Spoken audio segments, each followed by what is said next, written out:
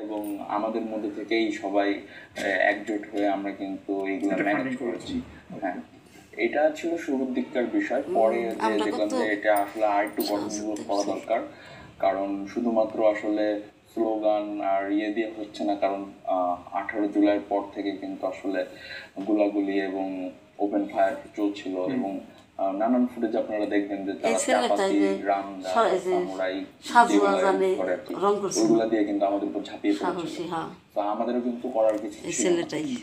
তো আমরাও কিন্তু আমাদের বুদ্ধিমত্তা কাজে লাগিয়ে ইট হোক, পাটকেল হোক, অবদানের শেষ নাই রে। তা দিয়ে কিন্তু প্রতিরোধ জুলাই বিপ্লবীদের যদি মূল্যায়ন না করা হয় তাহলে আর বাংলাদেশের মানুষ আর কুকুরের সবটি কুকুর, পাশাপাশি সবটি কুকুর, আগেও বললাম যেটা যে কোনো মানুষই নাই। কিন্তু আমাদের ফ্যাকাল্টিরা অনেক সহযোগিতা করেছে এবং আশেপাশের লোকজন, হ্যাঁ, এমনও দেখেছি যে হচ্ছে ভ্যানে করে কেউ নিজের উদ্যোগে হচ্ছে স্যালাইন বা ইয়েগুলা নিয়ে চলে আসছে পুরো এক ড্রাম ভরে। আমরা শেষ দিকে চলে এসেছি। শেষে একটু জানতে চাই যে নতুন বাংলাদেশটা স্বপ্নে কিভাবে দেখতে চান? আর কিভাবে দেখবো, দল হয়ে গেছে। নতুন বাংলাদেশটা আমি আসলে উচ্চ শিক্ষিত হিসাবে দেখতে চাই। যদি একটু বুঝিয়ে বলি, দেখুন এই যে 17টা বছর এই মানুষগুলো আসলে জানতোই না যে তারা একটা স্বৈরাচারের কবলে ছিল।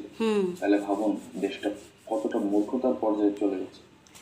তারা রিয়েলাইজই করতে পারে নাই যে তারা একটা স্বৈরাচার শাসকের আন্ডারে তাদের জীবনযাপন করছে। তারা মেনে নিয়েছে। সেটা হচ্ছে, আমি পুরো আন্দোলন করেছিলাম বাইক নিয়ে, কারণ আমার মোহাম্মদপুর ডিঙিয়ে, ধানমন্ডি ডিঙিয়ে, জিগাতলা ডিঙিয়ে, সায়েন্স ল্যাব ডিঙিয়ে, শাহবাগ ডিঙিয়ে, তারপরে আমি শহীদ মিনার। তো এতগুলো স্পট যে আমি আমার ফ্রেন্ডদের বা হচ্ছে আমার জুনিয়রদেরকে যে নিয়ে আসবো বা তারা যে আসবে, তো তাদেরকে গাইড করা বা কোন রোড দিয়ে গেলে সেফ, এটা ইনশোর করা, এটা আমি করতাম।